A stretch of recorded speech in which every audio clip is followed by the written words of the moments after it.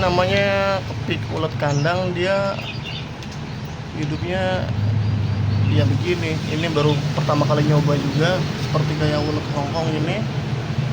Dan kita nyoba sama-sama 2 gelas sih, dari ulet Hongkong 2 gelas kepik, terus ulet kandang juga sama dari 12 kepik.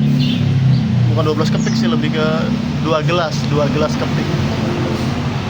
Dan itu juga kebagi 3 tempat. Ya moga aja berhasil ya. Doain aja guys, nanti kita update lagi.